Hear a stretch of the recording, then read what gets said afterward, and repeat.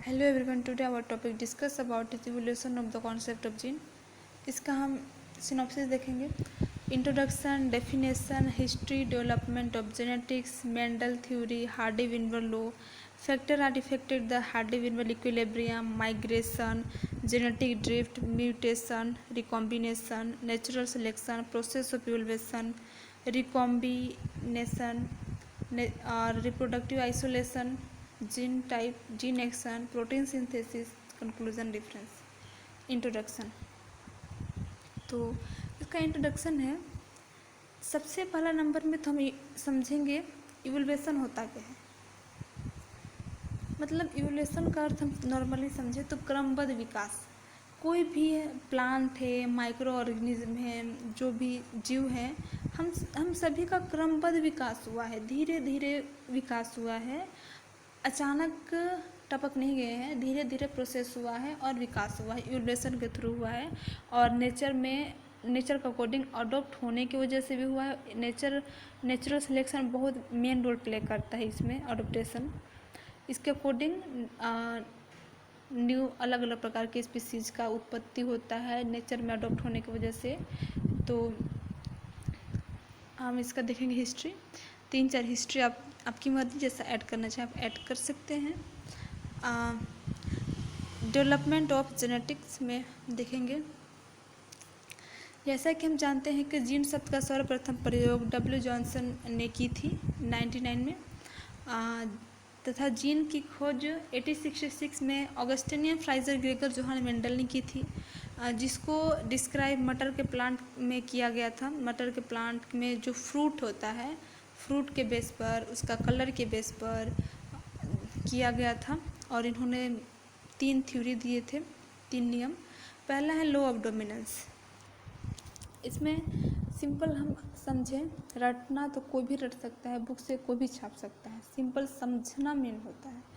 तो इसका हम समझें, ये लॉ ऑफ डोमिनेंस मतलब 2 अलग अलग प्रकार के प्लांट थे, long plant and short plants. दोनों के बीच में जब क्रॉस कराया गया तो वही कैरेक्टर नेक्स्ट जनरेशन में शो होगा जो प्रभावी होगा। Okay. Law of segregation. Law of segregation में ये बोलता है कि जब F1 जनरेशन के विषम युग्मनजीव प्लांट में सेल्फ पॉलिनेशन कराते हैं तो F2 जनरेशन के सदस्यों में अपोजिट कैरेक्टर का निश्चित अनुपात में सेग्रीगेशन हो जाता है। ठीक। Law of independent assortment. इस प्रकार के संकरण में 2 अपोजिट कैरेक्टर वाले प्लांट में क्रॉस कराया जाता है तो एक कैरेक्टर की वंशागति की दूसरे को इफेक्ट नहीं करती। ओके।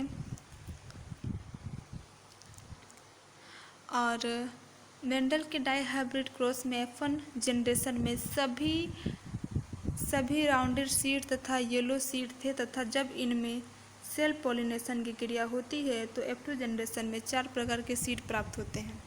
अतः प्राप्त चारों प्रकार के सीड से स्पष्ट होता है कि 2 कैरेक्टर जनक पौधों में एक साथ थे, rounded shape, yellow colour, shrinkly shape and green colour, और F1 जनरेशन में अलग अलग हो गए तथा F2 जनरेशन में संयुक्त होकर शो हुए।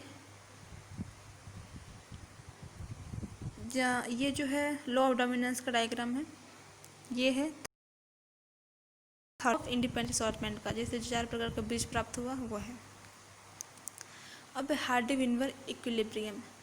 हार्डी-विनबर इक्विलिब्रियम में हार्डी-विनबर लॉ पॉपुलेशन जेनेटिक्स का एक सिद्धांत है जिसे हार्डी और विनबर ने दिया था। इस रूल के अनुसार एक पॉपुलेशन में अलग अलग एलील और जीनोटाइप की आवृत्तियां पीढ़ी दर पीढ़ी अपरिवर्तित रहती हैं। यह रूल उन्हीं पॉपुलेशन में पूर्णतः लागू होता है जो निम्न तथ्यों का पालन करता है। पहला है, रिप्रोडक्शन केवल सेक्सुअल हो, एक समय पर एक ही पीढ़ी जीवित रहे, breeding is random, population is very large, no migration, no selection and no mutation. ठीक। अब इसका है माइग्रेशन। इसका फैक्टर के अकॉर्डिंग हम देखेंगे कि माइग्रेशन क्या होता है। माइग्रेशन का सबसे अच्छा एग्जांपल हम बर्ड्स में देख सकते हैं। जो बर्ड्स होते हैं, फूड के मटेरियल की वजह से या अलग किसी कारण की वजह से जब वे माइग्रेट करते हैं तो वो अलग तरह के होते हैं, अलग नेचर में गए, वहाँ के बर्ड्स अलग थे, उस नेचर के अकॉर्डिंग वो अडोप्ट हुए। तो नेक्स्ट जनरेशन में जो आएगा तो नए प्रकार के स्पीसीज की उत्पत्ति होगा। नेचर के अकॉर्डिंग अडोप्ट तो होना ही पड़ेगा उनको।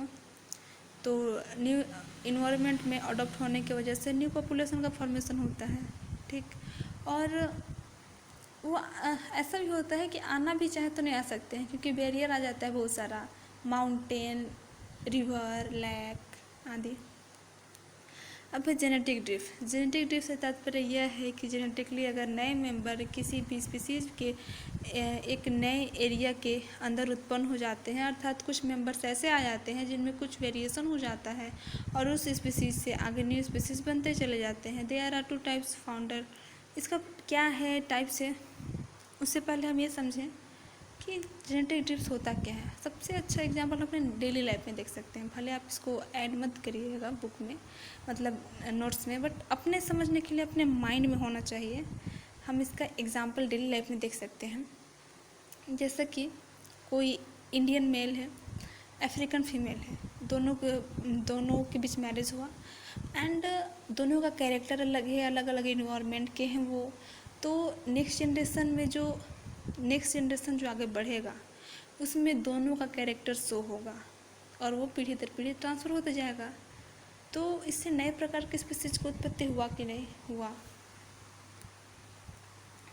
और ये 2 प्रकार के होते हैं, founder effect, bottleneck effect. Founder effect, यह इफेक्ट तब होता है जब एक बड़ी पॉपुलेशन से निकलकर एक अलग पॉपुलेशन का फॉर्मेशन होता है। बोटलिंक इफेक्ट तब होता है जब किसी नेचुरल डिजास्टर की वजह से पॉपुलेशन साइज कम हो जाता है।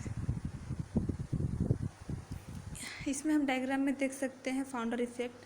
कोई भी चींटी का झुंड हो या अलग किसी इंसेक्ट का झुंड, उसमें से किसी कारण की वजह से कोई अलग हुआ और वो अलग कंडीशन में गया तो अलग पॉपुलेशन का फॉर्मेशन हो गया। अब हम देखेंगे म्यूटेशन। तो म्यूटेशन के बारे में सबसे पहला नंबर में प्रयोग ह्यूगो डिवरीज नामक साइंटिस्ट ने किया था। इन्होंने इवनिंग प्रिमरोज ओइनोथेरा लेमार्कियाना नामक प्लांट में अपना एक्सपेरिमेंट किया था। और जीन म्यूटेशन का सबसे पहले नंबर में प्रयोग सेथ राइट नामक साइंटिस्ट ने किया था। इन्होंने भेड़ के बच्चे के छोटे पैरों को देखा और बताया कि जो चेंजेस है वो जीन की वजह से हुआ है, जीन म्यूटेशन है इसमें। ठीक, और जो म्यूटेशन होता है किसी भी जीव में अचानक होने वाले अनुवांशिक परिवर्तन को म्यूटेशन बोलते हैं। म्यूटेशन शब्द जो है ग्रीक भाषा का शब्द म्यूटेंट से लिया गया है, जिसका अर्थ होता है टू चेंज। ठीक, अब है टाइप्स ऑफ म्यूटेशन। म्यूटेशन जो होता है, mutation theory of Hugo de Vries कि जो ह्यूगो डिवरीज ने जैव विकास के संबंध में एक थ्योरी दिया जिसे mutation theory of Hugo de Vries के नाम से जाना जाता है, जो निम्नलिखित मुख्य तथ्यों पर आधारित है। पहला ये है कि नेचर में म्यूटेशन हमेशा होता रहता है और वंशागत होता है। ठीक, म्यूटेशन अनिश्चित होता है, अतः यह किसी भी डायरेक्शन में बिना किसी रोक टोक के हो सकता है, जो जीवों के लिए बेनिफिशियल व हार्मफुल दोनों होता है।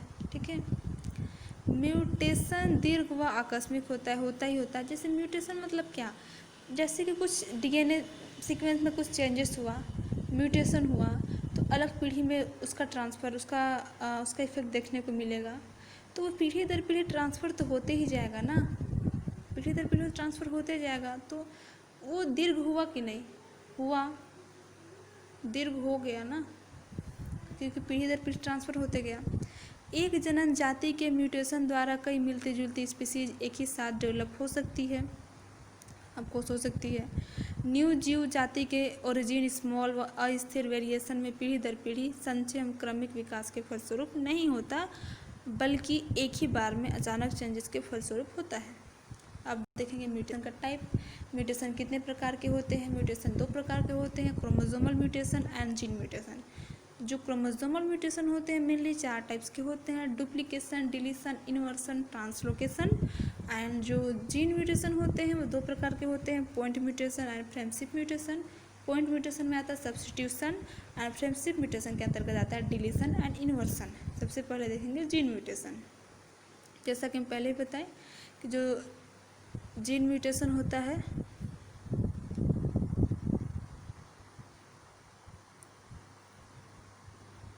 जीन म्यूटेशन होता है, इसके बारे में सेथ राइट नामक साइंटिस्ट ने भेड़ के बच्चे के छोटे पैरों को देखकर बताया था। तो ये 2 प्रकार के होते हैं। अब इसका आगे का प्रोसेस हम नेक्स्ट वीडियो में देखेंगे। Thank you so much for watching this video.